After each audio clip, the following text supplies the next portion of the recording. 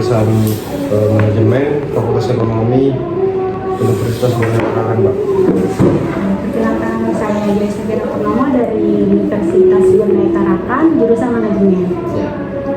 Baik Pak, sebelumnya terima kasih ya Pak. Mohon maaf juga mengganggu waktunya. Jadi kedatangan kami di sini ingin bertanya-tanya sekalian silaturahmi gitu ya Pak. Sebenarnya pertanyaan ini tentang hukum yang fikih jinayah Pak.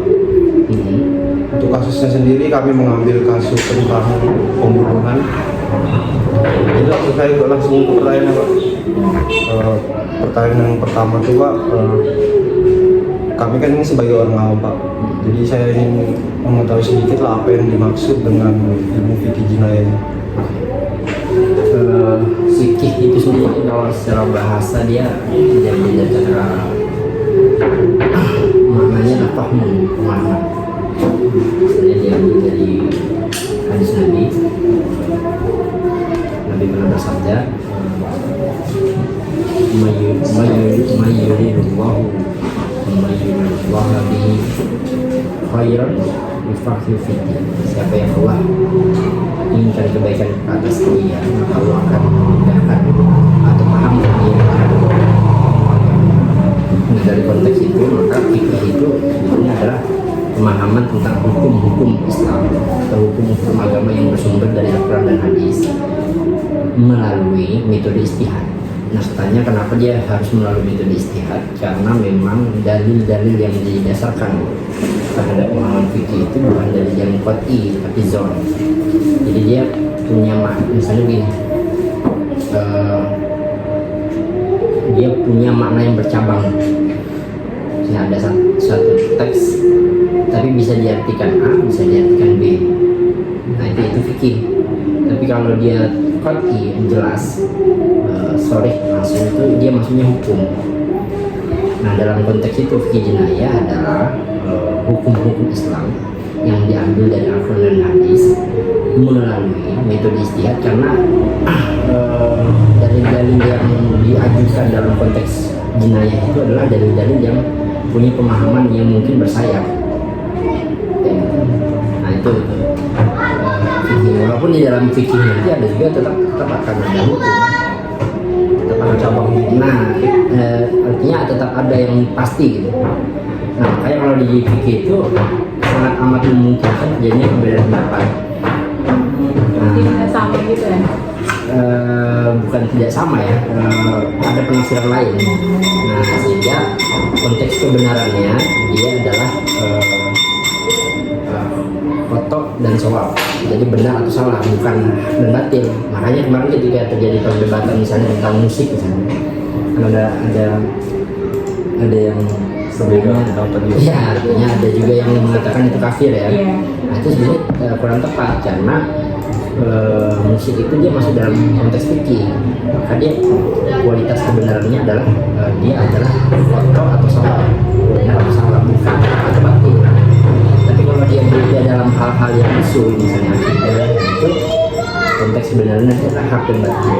Nah kalau dia fikih maka dalilnya lana amalna walaupun untuk kalian amal kalian, untuk kami amal kami. Artinya gini, dalam satu permasalahan fikih mungkin saja si A berpendapat A, si B berpendapat C. Nah pendapat yang berbeda ini dimungkinkan karena memang teks yang dihadapi itu adalah teks-teks yang memang zon, dia memiliki dia bisa punya 2 atau 3 makna. Misalnya kalau dalam bahasa Indonesia itu misalnya orang ini tangannya panjang, nah, ketika dilihat tangannya terlihat pendek, maka dimaknailah tangan panjang itu bukan tangannya secara lahir dia panjang, tapi orang yang pencuri misalnya. Nah itu kayak gitu, pikir kayak gitu. Misalnya dalam konteks perbedaan pendapat tentang puasa, penetapan puasa misalnya. Ada yang berpendapat, kan teksnya itu kan ro'a, siapa yang melihat bulan, maka hendaknya. Nah kata ro'a dalam bahasa Arab itu punya pemahaman bisa berarti melihat, bisa berarti mengetahui. Nah orang yang mengartikan dengan arti melihat, maka dia menggunakan teori ru'yatul hilal. Nah, orang yang mengartikan dengan hati mengetahui, maka dia menggunakan hisab. Nah, kan beda sudah kan hasilnya. Nah, maka konteks yang satu misalnya menetapkan Ramadan terjatuh pada tanggal A, yang satu tanggal B, itu tidak jadi masalah. Dan itu memang terjadi sejak zaman Nabi. Jadi fasenya itu di zaman Nabi itu ada satu kejadian, Nabi mengatakan ketika selesai terjadi pertama terjadi selesai dari peperangan, Nabi itu pernah bersabda, menyampaikan kepada sahabatnya, pergilah kalian ke Bani Quraizo cepat-cepat dan jangan kalian sholat maghrib sebelum tiba di Bani Quraizo. Itu mempelajari. Nah, ketika di tengah jalan sudah mau maghrib, nah maka ada sahabat yang mengartikan, wah ini sudah masuk maghrib, kita harus sholat. Meskipun perintah Nabi jangan sholat sebelum sampai. Nah, sahabat mengartikan itu adalah perintah untuk cepat-cepat ke Bani Quraizo, tapi bukan berarti tidak boleh sholat maghrib. Nah, ada lagi yang betul-betul secara tekstual, kita nggak boleh sholat maghrib karena perintah Nabi adalah jangan sampai sholat maghrib sebelum sampai ke Bani Quraizo. Tiba. Nah, jadi ketika tiba itu dia sudah lewat, sudah mau isya. Nah, ketika dia bertemu Nabi sampaikan, dia tersenyum. Artinya Nabi membenarkan baik yang sholat di luar maupun yang belakang. Nah, itu secara sejarahnya memang sudah ada di zaman Nabi. Jadi sejarah awalnya di zaman Nabi, kemudian para sahabat juga terjadi perbedaan, misalnya tentang pembukuan Quran. Nah, dari sahabat yang mengatakan tidak boleh, ini sesuatu yang tidak pernah diperintah Nabi, tapi ada demi kemaslahatan maka dibuatlah zaman Utsman. Kemudian nanti di periode pertama di zaman Nabi, periode kedua di zaman sahabat ketika Nabi sudah tidak ada, periode ketiga itu nanti di zaman ulama. Misalnya ada beberapa ulama-ulama yang karena Islam sudah tersebar luas, maka kan timbul banyak permasalahan baru yang itu tidak ada di dalam Al-Quran secara tegas. Nah, maka perlu ada istihad tapi melalui Al-Quran dan hadis. Sumbernya dari situ. Nah, misalnya kayak ini, kalau sekarang lah, apa hukum menggunakan handphone? Enggak ada di zaman Nabi. Nah, tanya bagaimana? Itu masuk fikih. Maka diambillah dalil-dalil, misalnya huwallazi khalaqalakum ma fil ardi jami'an. Allah lah yang telah menciptakan untuk kalian semuanya. Maka dari ayat ini diambil kaidah, asal segala sesuatu dalam hal konteks keduniaan itu boleh, maka hukum asal menggunakan handphone itu boleh dulu sampai ada dalil yang memalingkan. Nah, maka fikih itu fungsinya adalah untuk memastikan bahwa tidak ada celah perbuatan manusia itu yang keluar dari syariat. Misalnya apa hukum membunuh orang dengan racun cyanida, kan nggak ada di zaman misalnya kan ya gitu kan. Tapi tetap sama-sama kasusnya sama-sama membunuh. Atau misalnya membunuh yang tidak ada zaman Nabi, misalnya sniper, nggak ada. Nah, tapi sama-sama dikiaskan ke situ karena sama-sama konteksnya adalah pembunuhan. Nah, atau misalnya bagaimana dengan hukum penjara, nggak ada zaman Nabi. Nah, maka ulama-ulama beristihad dan bagaimana tetap sebagai hukum jera menghilangkan itu, maka dibuatlah. Nah, kayak inilah hal-hal semacam inilah sebetulnya sebagai satu khazanah dan kekayaan Islam, justru kekayaan Islam. Bayangkan kalau semua masalah dijelaskan di Quran dan hadis, ya Quran tidak Tebal ya. Ya. Makanya turun ke fikih gitu. Fikih itu untuk memastikan bahwa tindakan manusia itu tetap di dalam koridor syariat Islam. Berarti di fikih itu Pak yang berpendapat itu seperti kayak ulama-ulama gitu ya Pak? Iya, dia ada syaratnya. Misalnya dia menguasai bahasa Arab, menguasai Quran, hadis, menguasai seluruh misalnya ilmu tentang nuzul Quran, sebab turunnya Quran, kemudian tentang hadis, sebab nurut, kenapa hadis itu turun dan sebagainya. Maka orang-orang seperti ini yang memungkinkan memahami konteks ayat itu turun kayak gitu. Misalnya tentang hukum bunuh diri, nah, itu apa tuh? Ya, nggak boleh bunuh diri misalnya. Tapi ada di zaman Nabi ada sahabat yang ketika berperang dia maju sendiri kemudian membunuh banyak orang, kemudian dia juga mati. Nah, maka diistihadkan, maka selama nanti ada pengecualian, bunuh diri itu pada asalnya haram. Tapi kalau untuk hal-hal yang daruri, untuk mempertahankan hal yang lebih besar, misalnya untuk negara, untuk ribuan orang, untuk keselamatan, maka dimungkinkan. Sehingga hukum hududnya menjadi tidak ada, karena ada istihad baru, ya gitu. Berarti kalau seperti itu jatuhnya bukan kayak bunuh diri. Iya, tergantung niatnya. Di zaman Nabi itu ketika orang hijrah juga ada orang yang hijrah bukan karena perintah Nabi, tapi karena ingin berdagang, karena ingin mencari wanita. Nah, itu disampaikan ke Nabi. Kata Nabi, innamal a'malu binniyat. Sesungguhnya seseorang itu akan dicatat sesuai dengan niatnya. Siapa yang hijrah untuk Allah dan Rasulnya, maka hijratu Allah Rasul, hijratu Allah Rasul, maka hijrahnya akan dicatat sebagai hijrah karena Allah. Maka hijratu di dunia, siapa yang hijrahnya itu hanya untuk mencari keduniaan, yusibuha awim roatin yang kihuha, atau wanita yang dia menikahi, fahijratu mahajrat, maka dia akan dapat pahala sesuai yang diinginkan. Ya sama lah kalau kita konteksnya Indonesia, kalau kita bilang bunuh diri ya. Nah, orang mempertahankan Indonesia pakai bambu runcing apa namanya? Jelas kita nggak bilang bunuh diri kan, cuma dia mempertahankan. Tapi konteks akhirnya kan sama-sama mati. Nah, tapi kita nggak bisa bilang dia bunuh diri, beda. Dia mempertahankan kedaulatan negara. Enggak. Ini langsung lanjut ya Pak ke pertanyaan kami selanjutnya mengenai kasus yang kami ambil. Jadi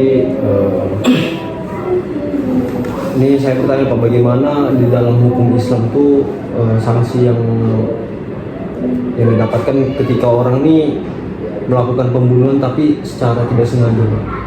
Misalnya kalau kayak kita di jalanan Pak, terus itu kecelakaan nih, terus orang yang kita tabrak ini kan meninggal dunia, itu bagaimana dalam Islam? Ya memang ada beberapa kasus ya. Pertama pembunuhan dengan sengaja itu ada juga hukumnya. Kemudian ada pembunuhan yang tidak dengan sengaja atau dengan lalai. Misalnya kita tidur tiba-tiba pegang pisau hingga itu ada hadnya juga.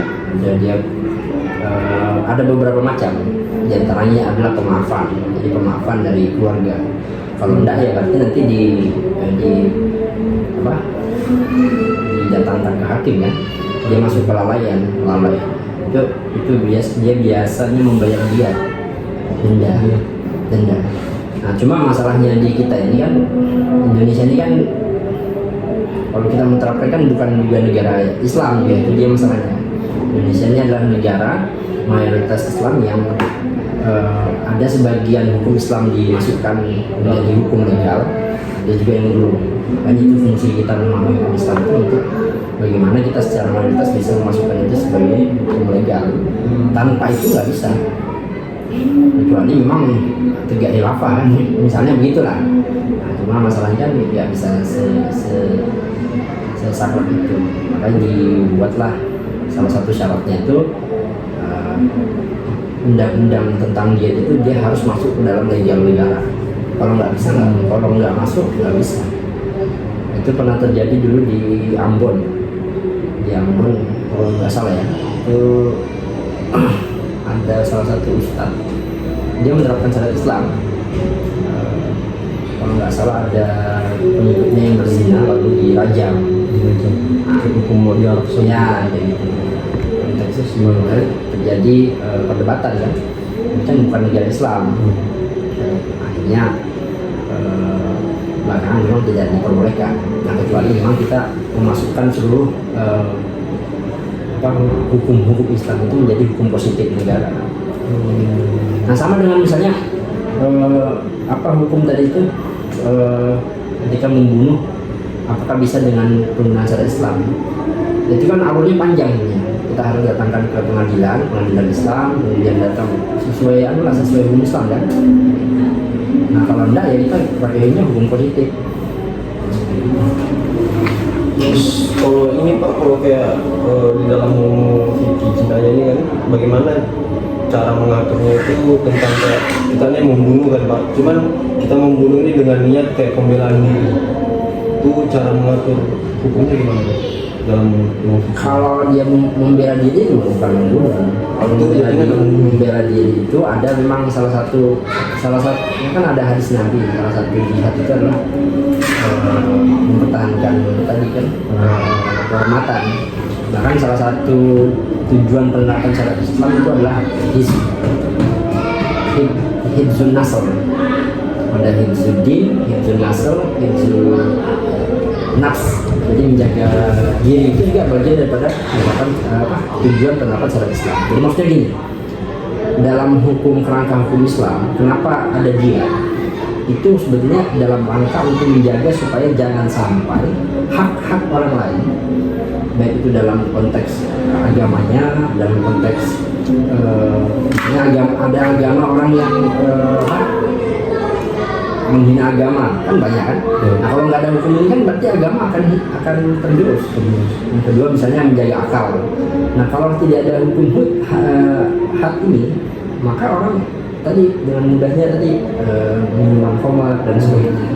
Maka diatur hukuman itu dalam rangka untuk menjaga manusianya. Yang kedua misalnya di zina, kenapa di zina itu dirajam?